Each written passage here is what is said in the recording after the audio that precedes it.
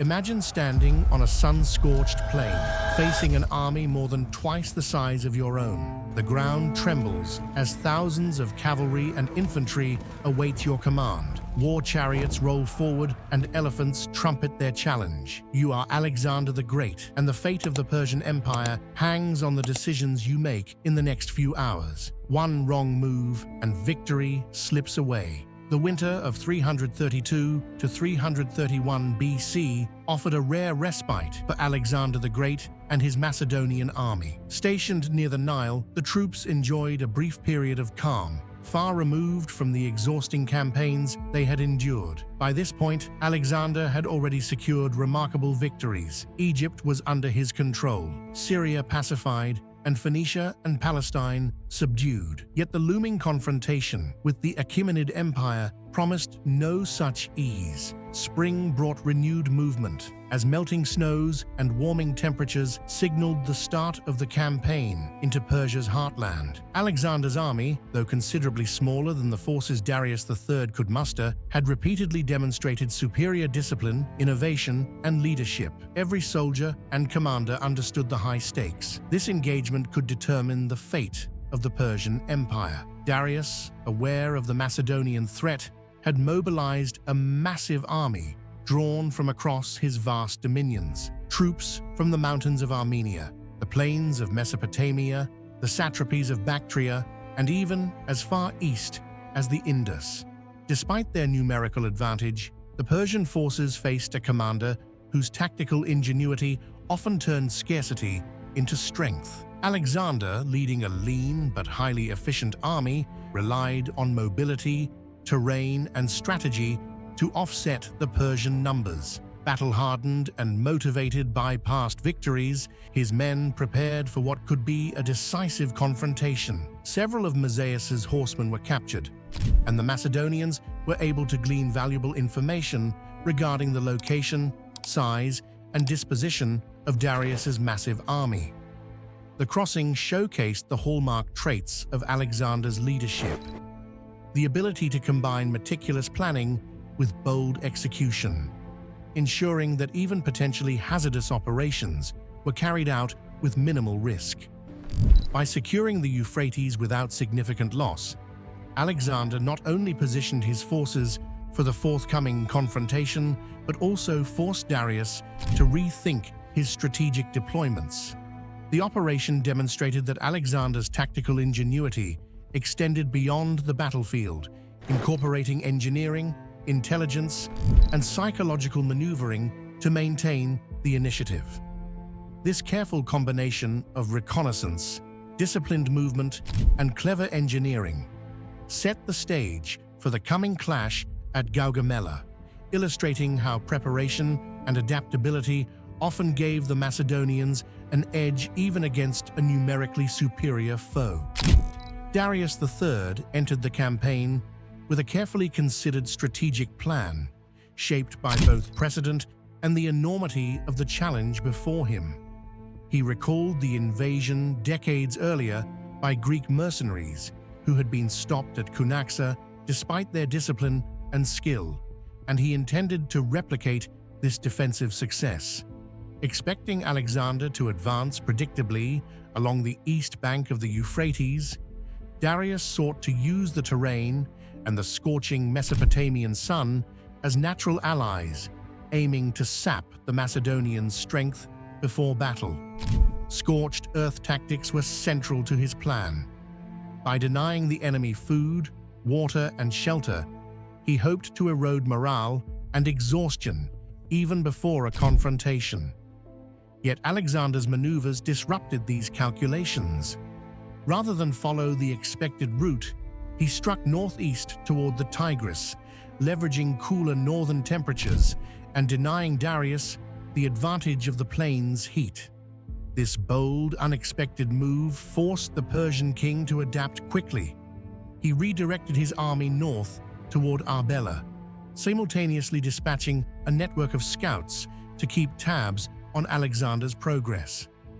While this adjustment demonstrated the flexibility and responsiveness of the Achaemenid forces, it also underscored the inherent difficulties in managing a vast multi-ethnic army stretched across hundreds of miles. Coordinating cavalry contingents from distant satrapies, infantry units of varying discipline, and elite forces such as the Immortals was no small feat, and any delay or miscommunication could prove catastrophic. Darius's strategy, therefore, was a mixture of foresight and improvisation, balancing historical lessons with the unpredictable ingenuity of his Macedonian adversary. In this game of wits and force, the stage was set for the confrontation that would define the fate of empires, the Battle of Gaugamela. Alexander advanced with a combination of discipline, speed, and tactical foresight that had become his hallmark. Along the way, his scouts captured Persian detachments, providing vital intelligence about enemy positions, strength, and intentions. Each movement was calculated to maintain cohesion across difficult terrain, while simultaneously forcing the Persian army to react and recalibrate. By mid-September, Alexander reached the upper Tigris and found no immediate opposition, allowing a safe crossing and giving his troops a chance to rest and reorganize before the decisive march toward Gaugamela. The king personally reconnoitered the terrain, studying potential advantages, observing enemy positions, and adjusting his plans accordingly. His focus on reconnaissance ensured that the Macedonians could exploit weaknesses in the Persian deployments despite being heavily outnumbered. Alexander's advance was not merely physical, it was psychological, demonstrating control over the battlefield even before engagement. The careful timing of marches, selection of routes, and use of captured intelligence strained Persian logistics and morale, keeping Darius uncertain about Macedonian intentions. Every decision was aimed at maximizing the advantages of a smaller, highly trained force against a massive army drawn from diverse regions of the empire. This blend of foresight, adaptability, and operational discipline laid the foundation for the remarkable tactical execution that would follow on the Gaugamela plain, showcasing why Alexander's campaigns remain legendary in military history. As Gaugamela came into view, Alexander personally took to the hills to survey the battlefield and assess Darius's massive army.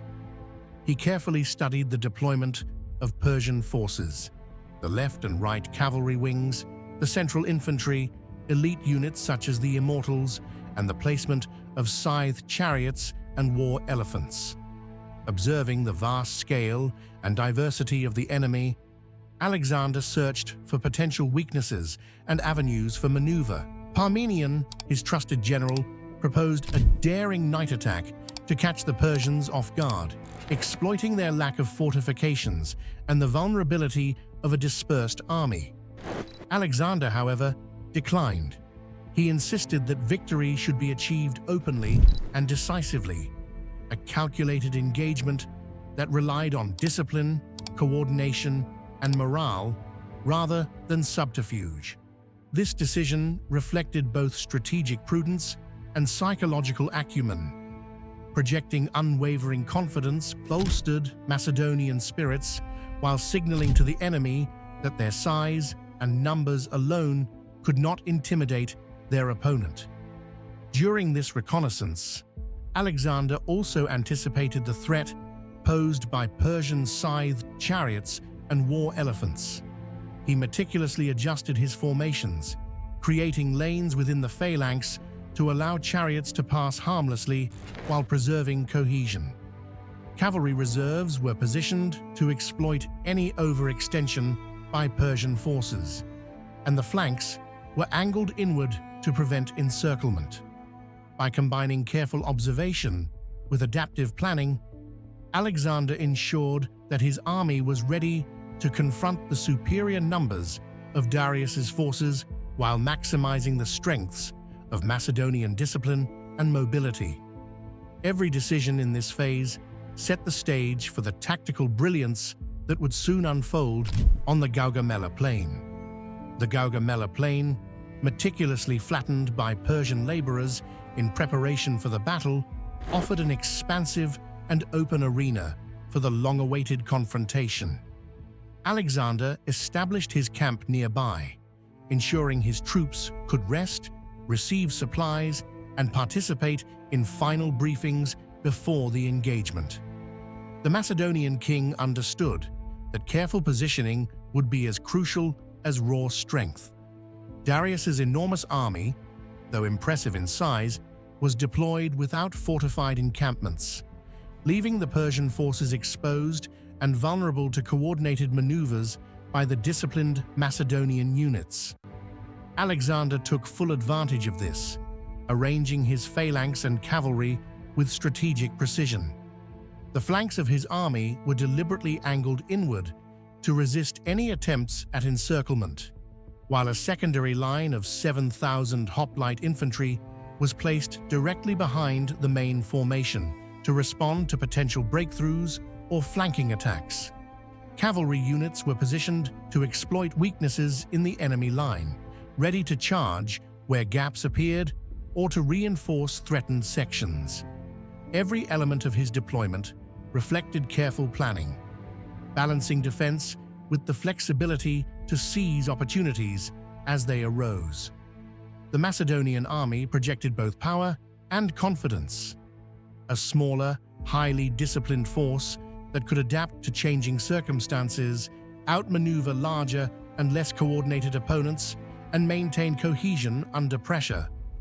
Meanwhile, the Persian army, though vast and imposing, relied on sheer numbers and the assumption that their open plain would favor cavalry and chariot tactics. Alexander's understanding of terrain, troop morale, and tactical innovation would soon transform this open battlefield into the stage for one of the most brilliant and decisive victories of the ancient world, demonstrating the combination of foresight, preparation, and battlefield acumen that defined his campaigns.